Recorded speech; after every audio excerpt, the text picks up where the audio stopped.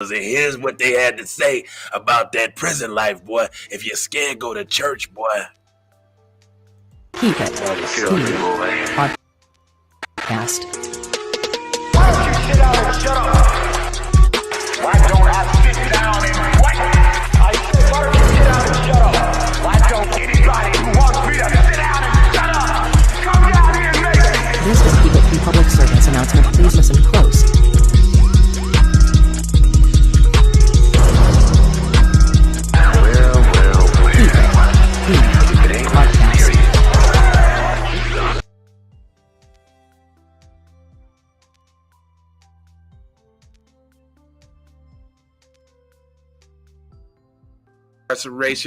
Incarcerates larger portions of citizens than any other developed country in the world. Around 1.5 million people are serving time in prison, mostly black. But to anyone who doesn't work or live in a facility, life behind bars largely remains a mystery. Public gets a glimpse of life behind bars on those little goofy ass shows, but they here to tell you the real now when it comes to riots and executions and scandals.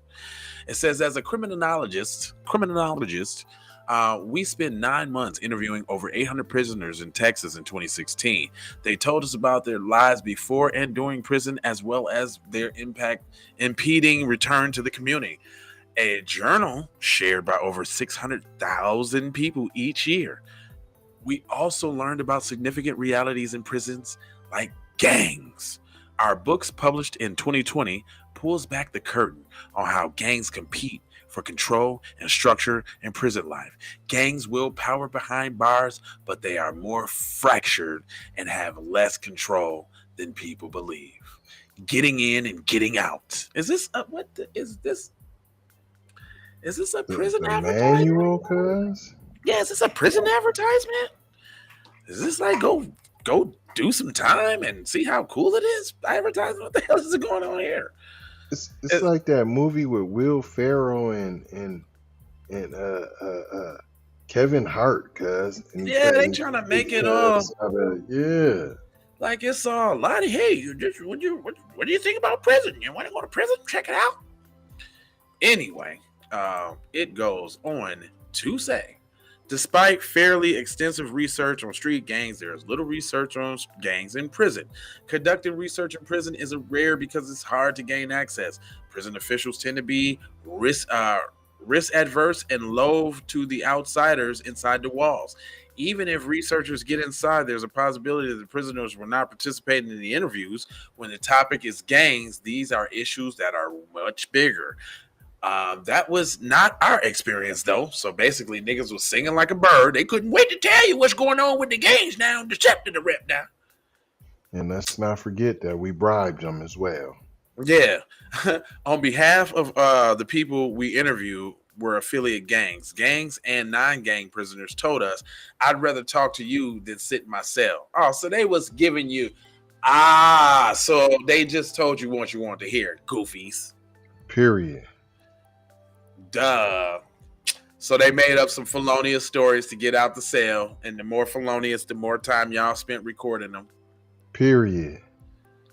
Get your refreshments. They saw the interview as cathartic, and they were able to get things off their chest to a neutral party. Yes, great. They knew exactly what to tell y'all, boy. And so let me guess, all of this is in that new book that y'all talking about, huh? Right. The Prison Memoirs. It says the war years. Ooh, there was war. It says prison gangs exploded across America and the U.S. The rise of the mass incarcerations in the 1980s. Texas prisons were mostly gang-free until bloody battles broke out in 1984 to 1985 between the Mexican Mafia and the Texas Syndicate, as well as the Aryan Brotherhood and the Mandingo Warriors. 52 prisoners were murdered in a 21-month period, and no one known that there was a war for years. Over 50 different gangs were represented in a study. Most of the gangs were active in prison and on the streets. All 12 of those security threats were It said all of 12 security threat groups or STG stages as they were teamed in prison officials. They fit the classic view of a prison organization gang and they conspire to commit violence. The remaining gangs are called cliques. If the security threat of these groups are like criminal organizations, then cliques are a band of criminals without a clear leadership direction or a structure. Well, that's not true. If they're a clique, they're a clique. Man. Now, I might not be a leader in the clique because everybody's considered equal in the clique, but there's definitely direction and structure. Y'all don't know what y'all talking about. Hurry.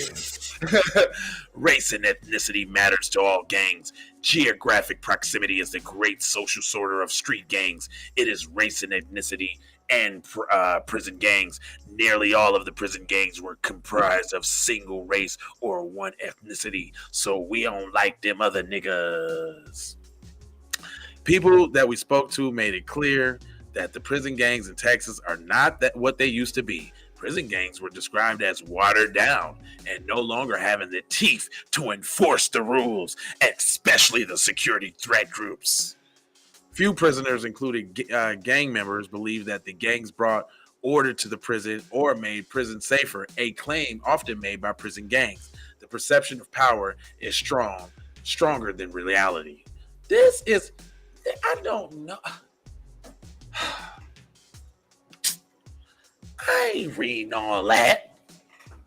They ain't even talking about that. They don't even know what they talking about. First off, you're using the titles of paragraphs like blood in, blood out. Hardy, hard, nigga. Yeah, I seen the movie, and so what? What are you talking about, fam? Look like a lot of fruitiness. Man, it's probably in here. Joining the gang. Uh-oh. Let me bussy in, bussy out. Let me read this one though. For the uninitiated, prison is scary. People are stripped of their identity, role, status from the outside. About half of the prison population is convicted of violent offenses. Joining the gang would be seemingly pretty good decision.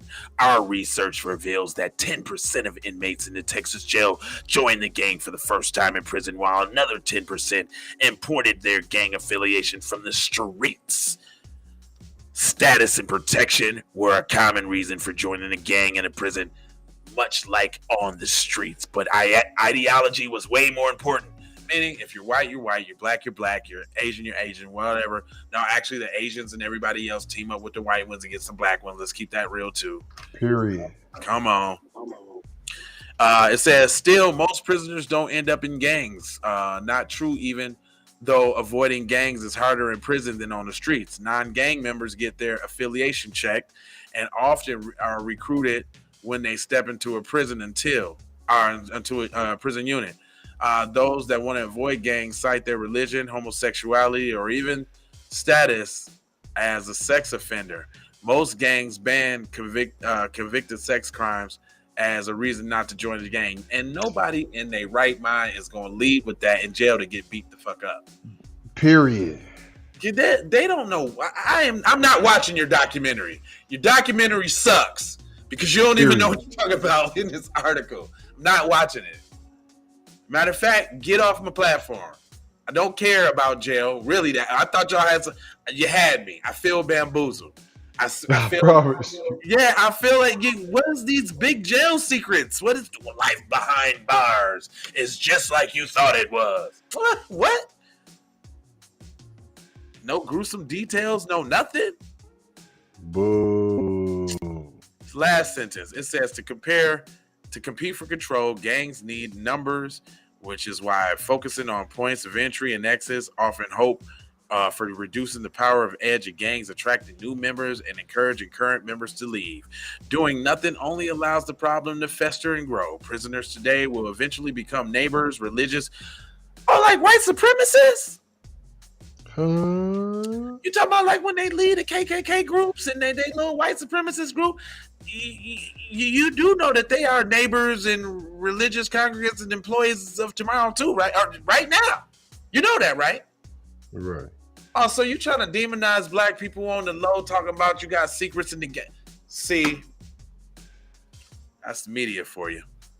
Y'all came all the way around to tell us, watch out for them niggas when they get out now.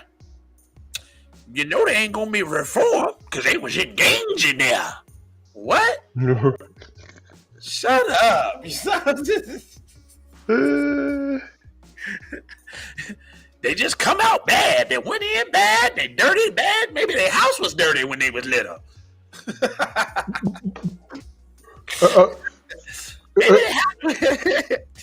Y'all gotta go watch the other video. I promise About you. Child Protection Services on why kids do bad behavior. Maybe because their house was dirty. I don't know. Anyway, I ain't gonna hold you, but I'm gonna mold you, fold you, and scold you about being on code. You know I got 4 words for you. It's probably not the ones that you want, but it is. Subscribe if you're live, like for the spike, comment your vomit, share if you dare. If you're a real player, you might ask where. I'm gonna say over there on the platforms that we own, Jones. And this concludes an episode of Keep It Free Podcast. Love, peace, blessings, and aloha. Out the doha for sure. You already